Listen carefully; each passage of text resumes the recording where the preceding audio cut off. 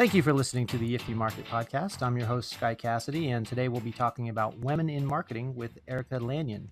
She's the VP of Marketing at SourceDay. Erica has been both a corporate marketing leader and a marketing consultant for most of her career. We've had Erica on the If You Market podcast back in June of this year. I think it was episode 20, discussing sales and marketing alignment. If you haven't listened to it, that's a great episode. Go back and listen to that one. And we're excited to have her on today for the topic of women in marketing. It's a little different than our usual episodes, and but it's very much in the news. And without further ado, Erica, nice to have you on. Thank you. Thank you for having me back. Absolutely. So I love the topic today, women in marketing. Obviously, it's great that one of us is a woman, so that we can speak to this a little more directly. Definitely, it usually helps. So there's a lot to talk about here. I kind of want to focus on your experience in marketing and the message that you want to get across for women that are coming up in the marketing industry. So you want to take it away? I mean, how do you want to start this off? Absolutely. Probably the best place to start is how this came about. Women in marketing. Earlier this year, I was asked to be on a panel at South by Southwest. It's a conference here in Austin. Another company called TrendKite, a little shout out to TrendKite, asked me to be on a all-woman panel called Own Your Own Path. This was a mentorship style discussion with the goal of empowering MarCom professionals on stepping up within their organization and standing out in their fields. They really wanted the attendees to leave with the tools that can help them control their own career path and find out what it takes to stand out in a male-dominated field or amongst their male-dominated teams.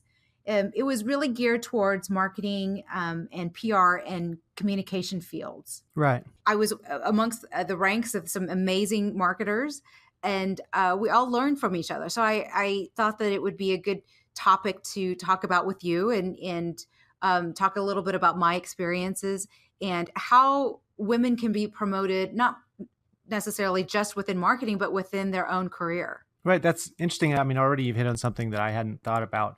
I was listening to a podcast just yesterday, and they were talking about advertising and different campaigns and insurance campaigns and how, this campaign, they would listen to it and say, yeah, this is targeted to this demographic. This is obviously targeted to women. This is targeted to men. And I guess when you're promoting, when you're advertising, when you're marketing software, I would imagine that probably what that panel was really focused. The purpose of it was that the advertising was really focusing always on men, and women were kind of left out. Yeah, I think so. And I think what they hit upon is, again, to be effective within their organization and their selling of their product.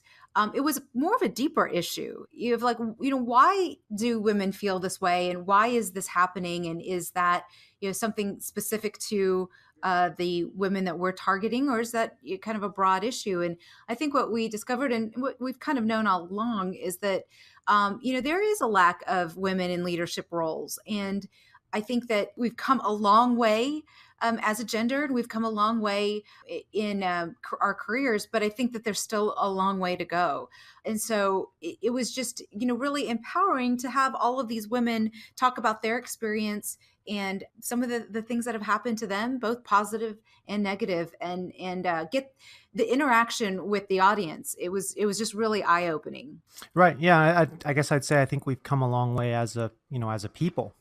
One of the things I heard the other day is women are, graduating at a higher rate. There's more women in technical schools now.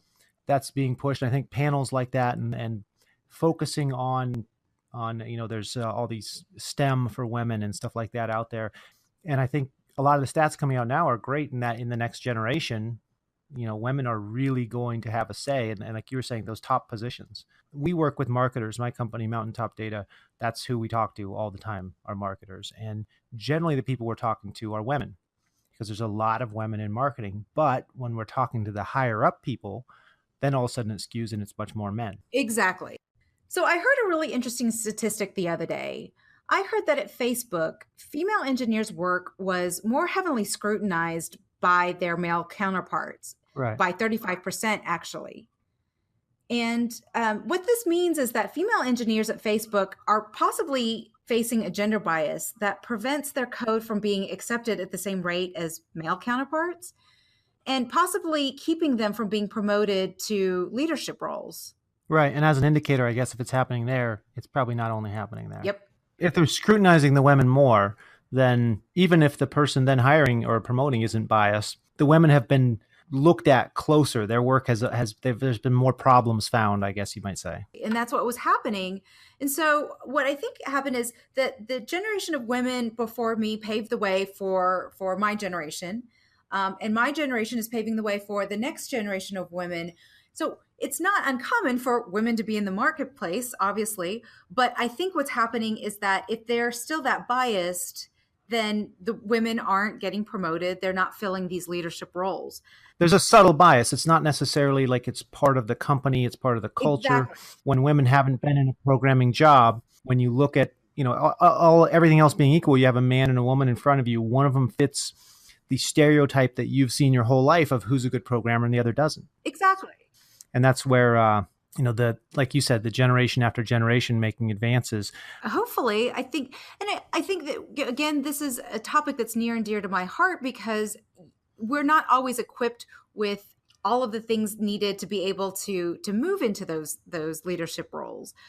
So, a lot of what I wanted to talk about today is just, some of the things that women can do to make sure that they can pave the way for their own career. And one of those things is being your own advocate. And again, I don't know if every woman needs to be told these things, but sometimes it just needs to be reinforced. Women, our nature is to promote other people and put the spotlight on someone else. But I think that in your career, you definitely have to make sure that all of your accomplishments and everything that you've done is being seen by other people and your superiors. And so one of the things is, making sure that it's not a bad thing to toot your own horn. Right. Market yourself. That's the whole premise of this podcast. If you market, they will come. Don't think you can just build it. Don't do a good job and say, hey, if I do a good job, I'm going to get promoted and I'm going to get the corner office. No. You've got to market yourself. You have to push yourself out there or Right. Someone else that is will be getting the promotion. I think, and also, one of the things that I wish I would have learned earlier on is just taking the emotions out of the mix. And not to say, again, that, women are more emotional, but I think that, we think about things and it affects us in certain ways. And I remember, as soon as I realized, like this is just business and, it's not about me. And if I have all of the data and I make sure that from a marketing perspective that I have hard numbers to prove or disprove things that I've done and the effectiveness of the campaigns that I run and all the initiatives that I do, then it's easy to take those emotions out of anything that you do. And so, yourself, like if something worked or if something didn't work, but it has nothing to do with, if you make it all about you, then it's really kind of harder to be objective about it. Right. And I'd say, subtle bias may or may not be there with the person hiring or promoting. Like I said, market yourself, make sure they know how good you are so that you can help them not have that come into play at all in the decision making. Exactly. Instead of hoping they see that you're the best candidate. Yeah. And then I had a note here about this. And one of the things was in any time people are worried that they're being discriminated against, they have to be careful between the difference in not getting what you want and not getting what you want because of something, something that's not proper, because plenty of people don't get the job, don't get promoted, that kind of stuff. You don't always get your way, I guess. I call it the placebo effect in my notes here, saying, sometimes people are just bad people. Sometimes people are mean to you just because they're mean. Sometimes you don't get something just because it didn't happen that way. But you definitely don't want to kind of suppress yourself by thinking everybody's out to get you when there's a good chance they're not. Right. And I think more often than not, most people and most women, they kind of think, they put it on, that it's me. It's, you put it on yourself.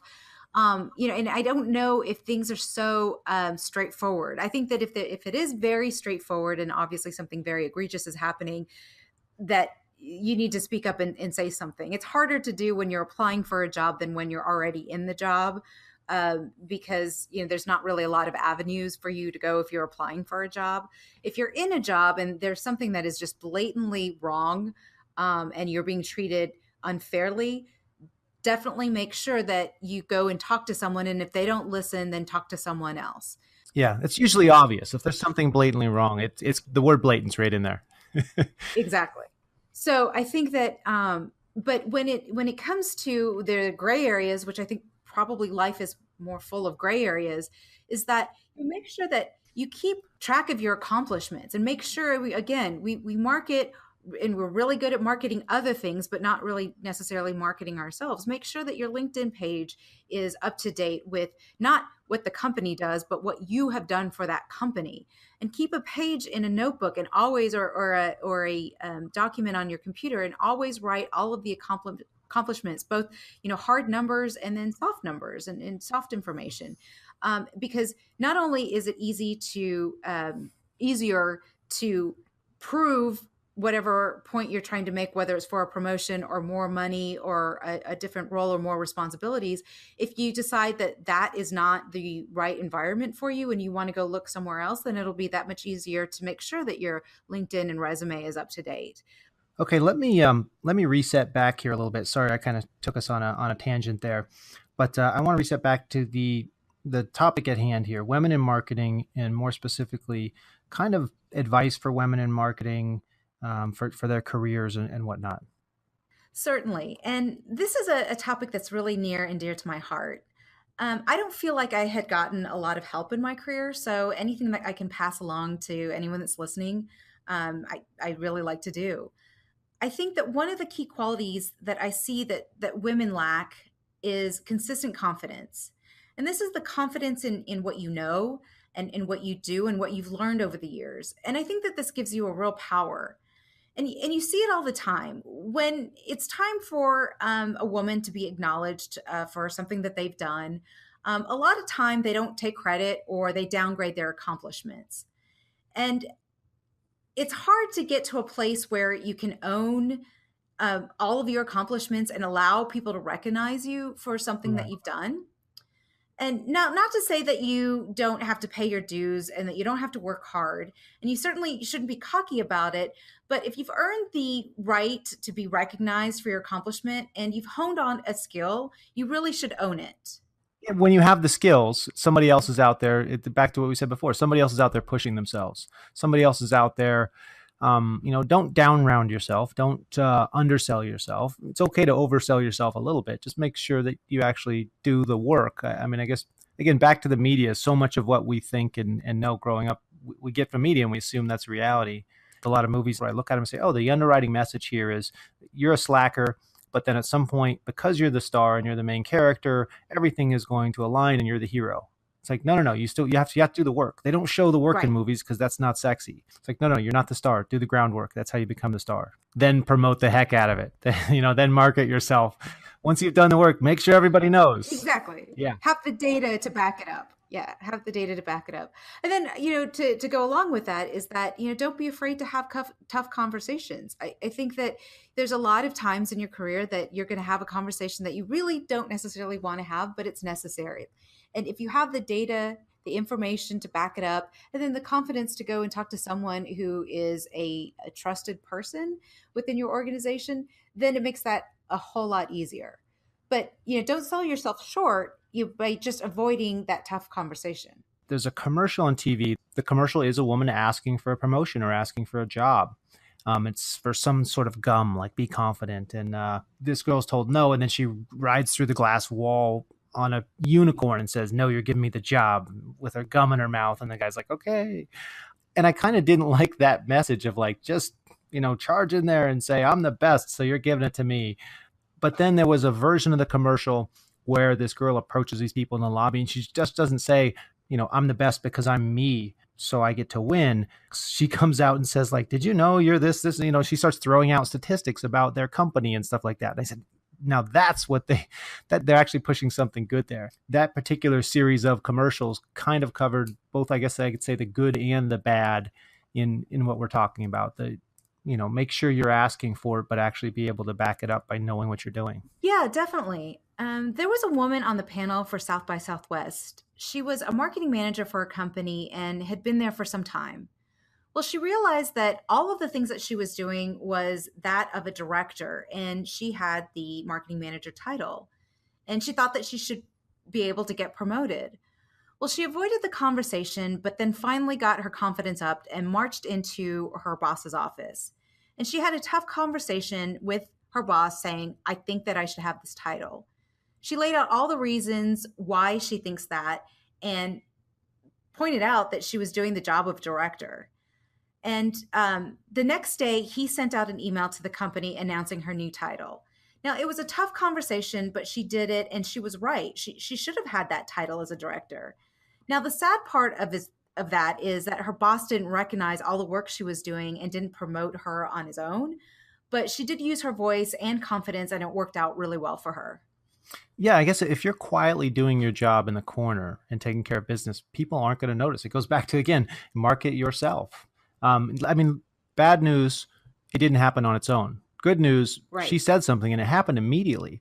So it tells you, oh, she could have complained and said, oh, I'm being held back. But instead she said something, and you see, it wasn't, there was nothing nefarious going on there. It was just, oh yeah, wow, look, you should be given this, and it was given to her immediately.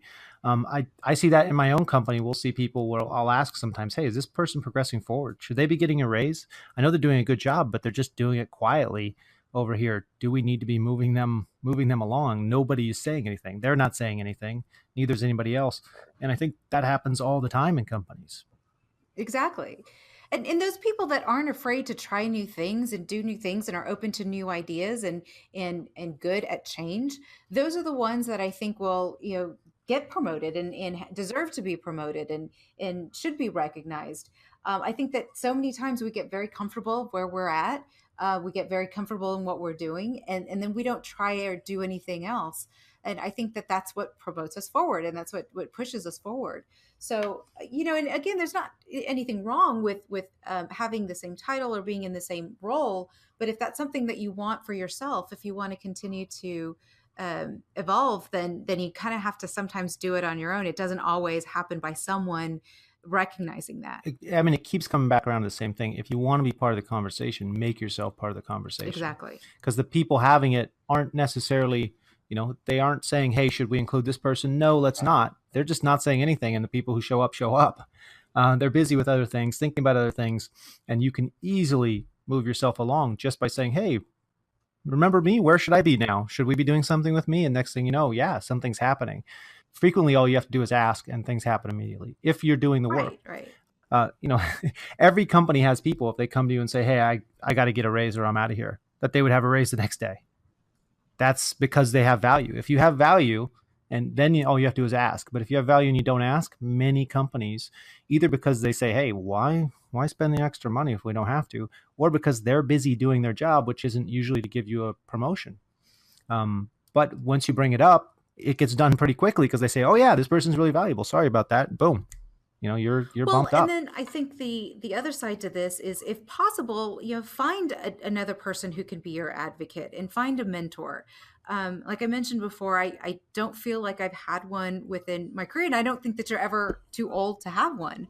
I'd love to have one now. It's just someone that you can bounce ideas off of. With now, I'm not. Don't confuse this with the girlfriend or the older girlfriend that you can vent or bitch to. I mean, I think everybody Right. needs that person. No, but this is someone, objective person that you respect, that can help you guide you through some of the harder to navigate situations that you run into every single day. And I guess I'd say they don't even have to know it. Like, you don't have to go to somebody and say, would you be my mentor? You can just go to them and ask them questions when you have questions, and Exactly. they'll give you information. And it's like, they don't know that you're using them as a mentor, kind of. You guys just have a good relationship and you discuss things and you value their opinion. I mean, I've seen mentorships where relationships where two people have discussions and they both value the other person's opinion and both use the other person as a mentor. Right. It doesn't have to be a one-way street even. Exactly. So yeah, anybody around you who you think makes good decisions and you value their opinion, all you have to do is ask them and talk to them about things. I want to jump real quick to back to that same subject to kind of put a little bit of um, a dot on the I there. Do you have any suggestions on how women can bring this kind of thing up? Do you just go to the boss and say, "Hey, I need a raise, I need a promotion"? Is there a way of asking that's a good way of Well, approaching this? definitely if it's a somebody that you report to and you have hopefully one-on-one meetings, weekly or monthly, that's always a good time to bring it up. And if not, if that's not something that is on the calendar on a regular basis, then ask them like I'd like to schedule a one-on-one, and then you can tell them a little bit before about my career progression, and they should be open to that. Again, I think that in the example of my colleague, she just marched right up into her boss's office, which I think is effective as well. But speaking from a leadership position now, it's really nice to be able to, if you don't have it on the calendar, for somebody to schedule and say, "Hey, I want to sit down and talk about it." Somebody on my team has recently done that, and we're a startup company, and so we're smaller. But I really appreciated that she was thinking about it. I am thinking about her career progression, but we don't talk about it all that much. And she Right. was the one that brought it up. And it's really great because then that's where the ideas can formulate on, I think that this is where you're at now. And I think that this is where you should be in 6 months, a year from now, and help build that with her, and make sure that she's following those steps to get to where she is. Because I think that that's the other side of the coin, is that you may have all of these milestones for your own self, but if you don't have this conversation with either a mentor or your boss, then they may have completely different ideas about where your career is and where you should be going. And if those aren't aligned, then it makes it that much more difficult. Yeah, a really easy way, I guess, to bring this kind of thing up would be to approach not with the, "Hey, how come I haven't gotten a raise or I deserve a promotion?" You can go in and throw the gauntlet down if that's very much deserved, if you know it should be the case. But if you're that's a little bit too aggressive for you, or if you're just not sure you actually should be getting a raise or a promotion, but you want to check and make sure you're moving things forward, maybe to come in and just suggest like, "Hey, what can I be doing to help move things forward?" So to put it on yourself, um, Exactly. and then they might look at it. Or in many cases, I bet you if we had 100 people listening to this and they all went out and brought this up to their boss, probably 25% of them would get a raise or a promotion in the next month.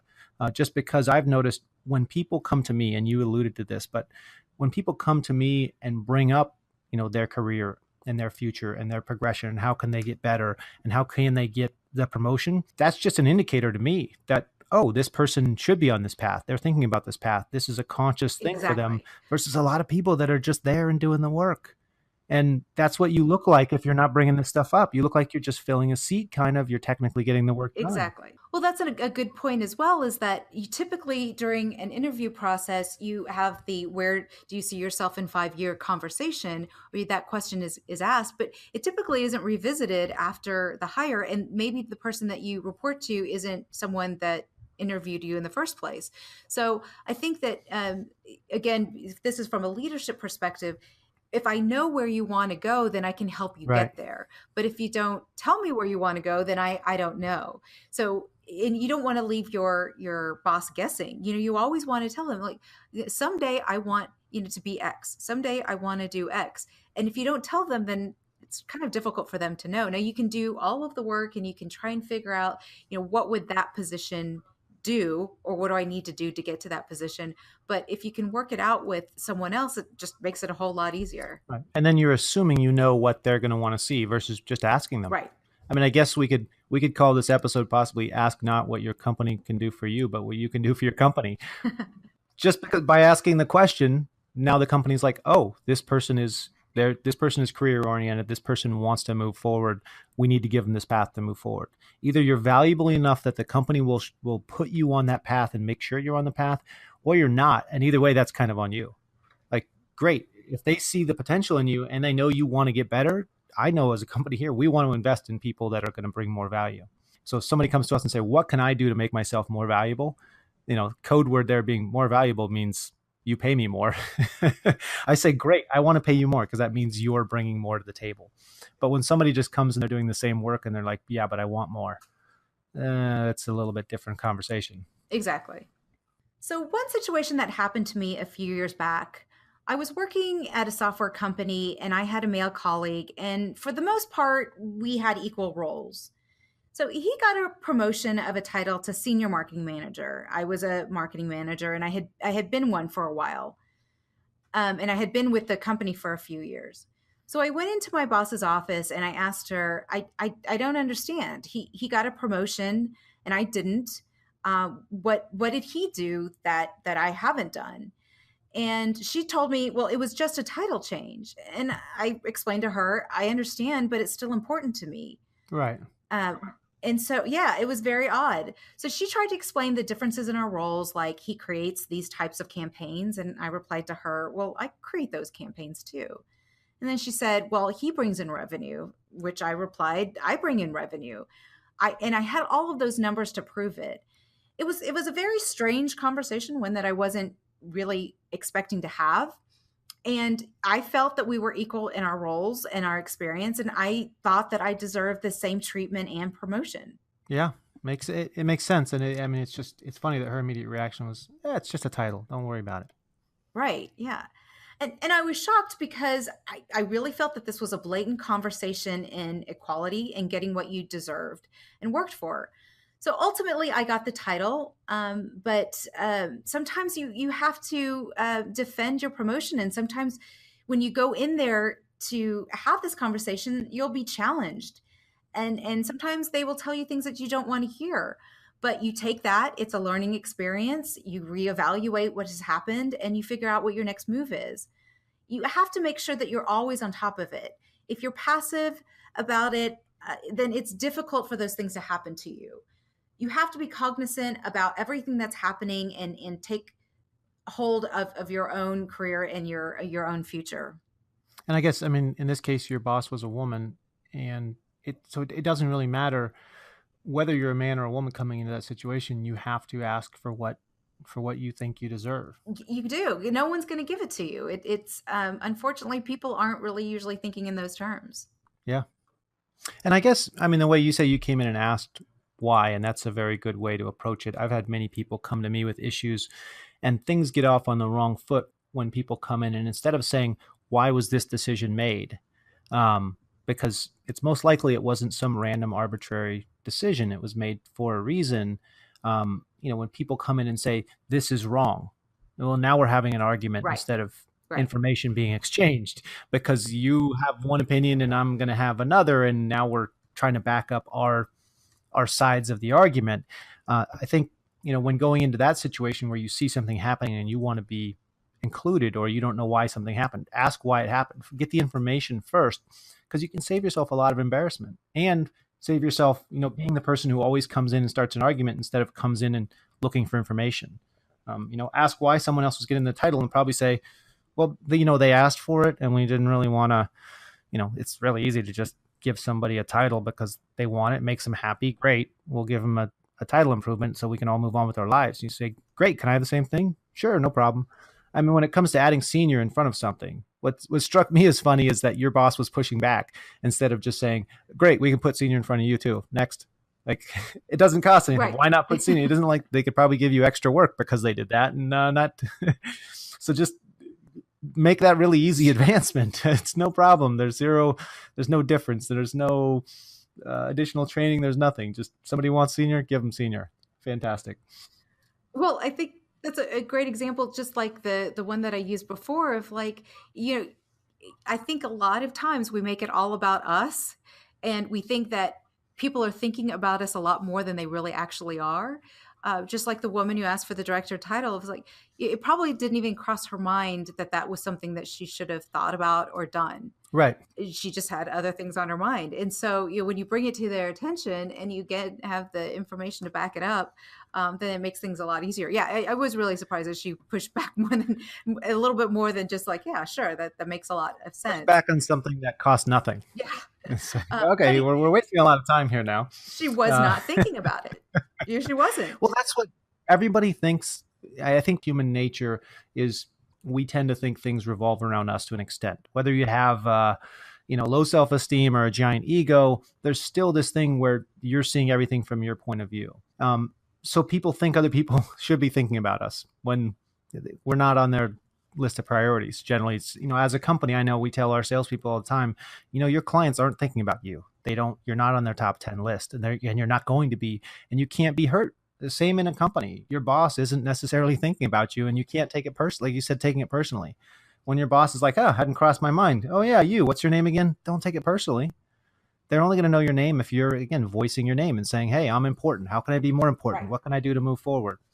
I think that's the, ask the questions rather than make the demands, and people will find themselves moving up a lot more readily, just because it's not necessarily, people aren't actively thinking about holding people back. They're just not actively thinking about promoting them. Yes. Right, exactly. And I think that that's again something to take with you, that when you finally do get into that position, you find yourself that you're finally in a place where you might be determining someone else's career path. Then you start bringing them along. There's a time, I think, where things start to turn, where you become the person who mentors and the person who recognizes and the person who promotes, and just make sure that you keep that in the back of your head. Because I think that the type of leader I am is because of all of the leaders I had before, not because they were necessarily positive influences, but because I know how hard it was in a lot of situations. And I just don't want someone to have to go through that. So I want to make sure that if anyone's on my team, that they do have a career path if that's what they want. And if there's, they're new to the workplace, making sure, like, hey, look, hopefully you can skip all of these pitfalls that I had to go through. Just, take it or leave it, but this is the advice that I give you. And I try to pass that along just to make it easier. And then they can hopefully surpass me in their career, and they can go on to do bigger and better things. Yeah, I guess I would say, going and asking the question, what can I do? By, rather than making the demand, you're really letting the boss know that you're not thinking about the weekend every day, all day, and you're not thinking about after work that evening. You're thinking about, what can I do here now for my career? And when I see people actively thinking about their work, that means a lot to me. And coming in and asking those questions is a huge indicator that, people aren't just going through the motions. There's really actively thinking about the stuff. When people come to me with ideas, I say, "Oh, I don't care if it's a good idea or not. Good ideas I love, but just the fact that they're thinking about stuff." And, rather than thinking about, what am I doing after work today? What am I doing on the weekend, all day? That tells me this is somebody that I want to move forward. This is somebody I want to spend more of the company's time and energy making sure that they stay around, which means you're going to get raises and promotions. Exactly. Excellent. We've hit on a lot of different things here. I'm debating whether or not we should take a break or just push through on this episode and keep going over this stuff. What do you think, Erica? It's up to you. I'm flexible either way. Let's just go through, and then if you guys are listening to this, we may add a break in if we find a convenient spot, or we may just play it all the way through. I know everybody's very sad that they might miss out on hearing a commercial in this episode in the middle, but we will all survive.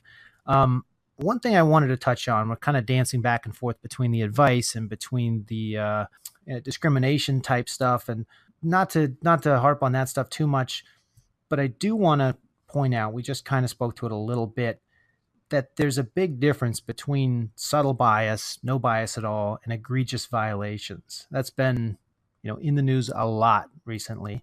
And that, what advice would you give to women in marketing when they run into the, not just, "Oh, this person wasn't thinking of me," but the egregious violation situation, when they run into an actual bad actor, whether it's a company culture or, a specific boss in a Well, company? I think that, and we touched upon this a little bit. I think that women tend to think that it's just them.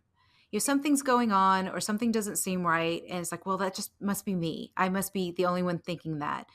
And time after time, when I feel that way, it's not just me, and I have a gut instinct that something isn't right. And for the most part, a lot of times I will ignore that. As I get older, and as I develop in my career, I have listened to my gut feeling a lot more, and have stopped and said, you know what, it probably isn't just me. So the advice that I would give, this is always really helpful to have that mentor, because this is someone that you can run these are the type of situations I think that are really important to have someone to talk to. And if needed, you have to go and talk to somebody within the organization. Now, with Right. Kind of HR, calibrate yourself. Like, am I crazy here or is exactly. this Yeah. bad? And most of the time you're not crazy. And if it's happening to you, then it's probably also happening to someone else. Now, I think you never want to be an HR headache, but in a lot of HR departments are there for the corporation and for the business and not completely for the employee, but at the same time, they do have to listen to you. And if you find that you go through the appropriate ranks and you're not getting listened to, then you need to continue to find someone that will listen. And hopefully, depending on the situation, it's not really, really bad. But I find that most of the time, organizations will address it and listen to you and address the problem that's happening. Right. And more often than not, if it's happening to you, then it's probably happening to someone else. And I guess I mean, the advice I would give on this is if you have a bad culture just within a company, you probably want to look to get out. And if you're good at your Right. job, give us a call, give Erica a call, give me a call, because we're always looking for good people Exactly. that Yeah, completely. that want to work for a company that has a good culture. That's great. People want you to come and work for them if you're good at your job. So that's always the number one thing. Be good at your job, and you will have Right. all the best options that you can find. So if it's just a bad culture of any type in a company, whether it's sexual harassment or whether it's just generally a Hmm. bad culture for business and for moving forward in your career, then get out. I've had clients that I saw leave a company just because their boss wouldn't give them the budget they needed to properly market. So they said, "There's no future here because I Right. can't have Right. success, so Well, get out." So whether it's that or just the environment in the company, if it's a bad culture, get out. If it's a bad boss versus just something subtle that you feel like isn't quite happening, I would say also get out. If the person running the company is a bad actor, then you can't really complain to HR and get something done. Correct me if I'm wrong, but my feeling on it would just be find somewhere else where your talents can be appreciated. I agree. Now, in this economy, it's very easy to do that. It's very very easy to say, and it's very easy to do. I've been in situations because my career has lasted a long, long, long time, where the economy wasn't so great, and so it wasn't as easy to just go and find another position. And that's kind of where it gets really tough, and that's where you really have to navigate through. And I always, first of all, look at what am I doing, and do I have any responsibility in whatever situation is happening, and is there anything that's in my control that I can change?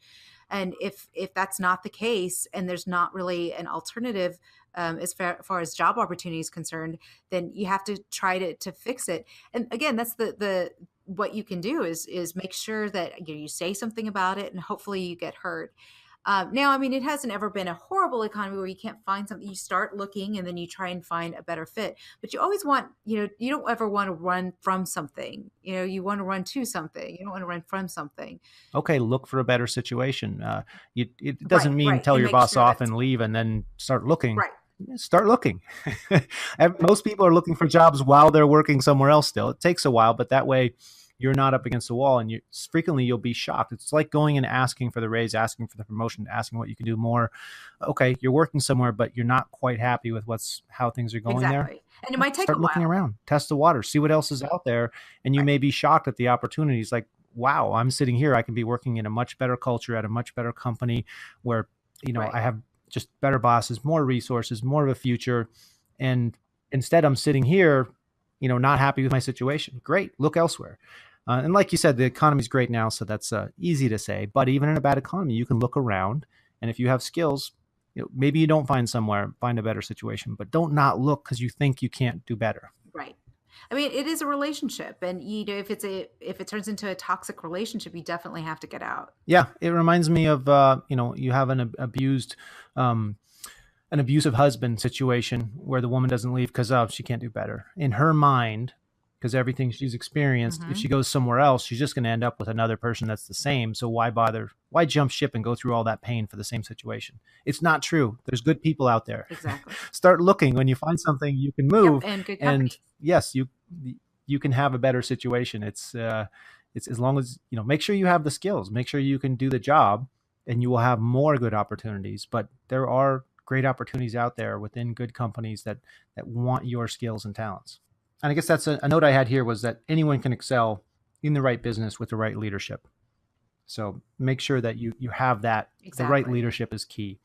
And that's where I see if you have somebody at the top that's poison, that's kind of a, that's a get out moment there. That's It's going to, right. It's going to make or break your career, and it's going to be the difference between being happy and being unhappy in your position, in your job. yeah, break up with that company. Right. Yeah. Well, there's nothing worse than, waking up every morning and not wanting to go to work. I mean, that's just, there's nothing worse because, those relationships can last for a long, long, long time. And they're a big, significant part of your everyday life. So yeah, there's just no reason to be, if it really is toxic. Now, again, make sure you reevaluate, like what is going on here? How much responsibility do I have? If any, is this something that it just bothers me? Making sure that, if it's really actually really really bad, then you have to get out. Yeah, I mean, if you ask what you can do and the answer is be quiet and let the men talk, then maybe you should be looking for something else. I Right. think there was a company recently Exactly. that they had some problems with sexism. I can't remember what the company was. Probably good I don't mention it, but so they hired a woman to their board. And in one of the first board meetings they had with this woman, like she tried to say something and they just shushed her. They were like, "Oh, okay, just please sit over there. Don't talk." And that got out, and it was pretty. Yeah, if you're being told to just sit down and be quiet, then maybe there is a problem, and you should just look for somewhere else to go. Exactly. When people start taking their talent elsewhere over time, and unfortunately these kind of problems are really fixed um, over time that has a big impact. Over time, these companies that are not good players, don't have good culture, don't reward them with your hard work. Take especially now in a good economy, take your skills somewhere else. And it doesn't mean if there isn't really egregious things going on, don't voice it. Yeah, voice it. Go ahead. Get the word out. Let other women know. Especially, I guess I'd say. I feel like I want to say what I want to say and have you say it instead. It feels weird. It's coming from me. Okay.